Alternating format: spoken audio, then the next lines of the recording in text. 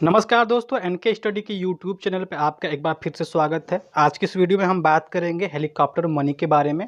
जानेंगे कि helicopter money सुर्खियों में क्यों है और इसका आशय क्या है। दोस्तों, आज जब कोरोना वायरस के कारण पूरी दुनिया में वैश्विक मंदी की आहट शुरू हो चुकी है, इसका सबसे बड़ा कारण नौकरियों में बड़ी संख्या में कटौती होना है। इसके कारण लोगों की क्रय शक्ति कम हुई है, जिसके कारण अर्थव्यवस्था के हर सेक्टर में मांग गिर रही है और परिणामतः अर्थव्यवस्थाएं मंदी में फंसती भी दिख रही हैं। इसी मंदी की अवस्था में अर्थव्यवस्था को निकालने के लिए बहुत से वित्तीय उपाय सरकार द्वारा किए जाते हैं, जिन्हें राजकोषीय और मौद्रिक उपाय कहा जाता है।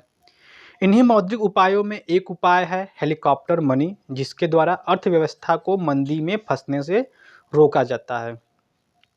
दोस्तों, आइए जानते हैं कि इस लेख में आखिर हेलीकॉप्टर मनी क्या होता है और इसका अर्थव्यवस्था को सुधारने में क्या योगदान है। क्या होता है हेलीकॉप्टर मनी, जान लेते हैं।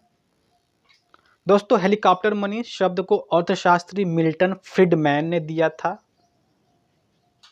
हेलीकॉप्टर मनी को अर्थशास्त्री मिल्टन फ्रीडमैन ने नाम दिया था। इसका मतलब होता है रिजर्व बैंक रुपए को प्रिंट करता है और सीधे सरकार को दे देता है ताकि वह जनता में बांट दे, जिससे लोग अपनी मूलभूत आवश्यकताओं की पूर्ति कर सकें।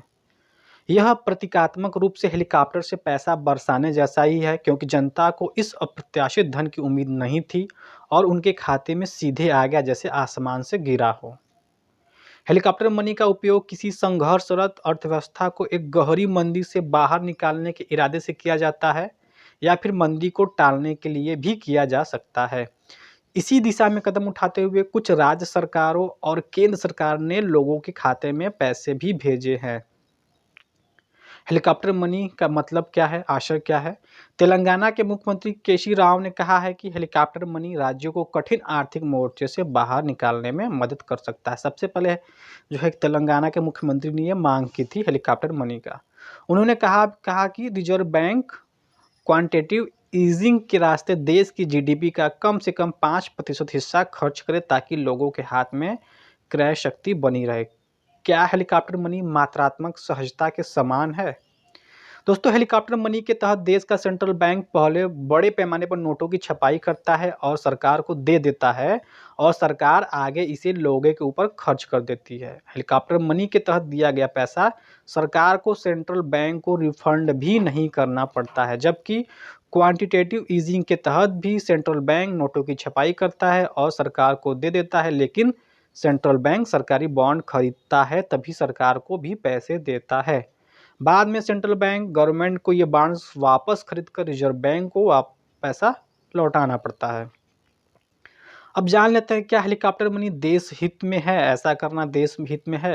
दोस्तों, हेलीकॉप्टर मनी के कारण देश की इकोनॉमी में रुपए की सप्लाई बढ़ती है, जिसके कारण मुद्रास्फीति भी बढ़ती है, अर्थात देश की मुद्रा की वैल्यू कम हो जाती है। यदि सरकार कोविड-19 से निपटने के लिए अर्थव्यवस्था में करीब 11 लाख करोड़ रुपए छोड़ देती है, तो एक बहुत बड़ी मात्रा में बाजार में मुद्रा की सप्लाई हो जाएगी, जो कि आगे उन्हीं गरीबों के लिए संकट पैदा करेगी जिनके लिए आज यह पैसा बाजार में उतारा जा रहा है।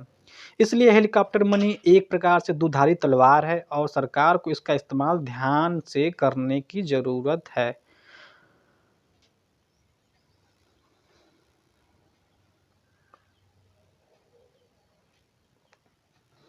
ये एनके स्टडी की तरफ से हेलीकॉप्टर मनी के बारे में एक छोटा सा वीडियो था। अगर आपको यह वीडियो पसंद आता है, इसको लाइक, सब्सक्राइब, शेयर ज़रूर करें। बने रहिए एनके स्टडी के यूट्यूब चैनल पे। बहुत बहुत धन्यवाद।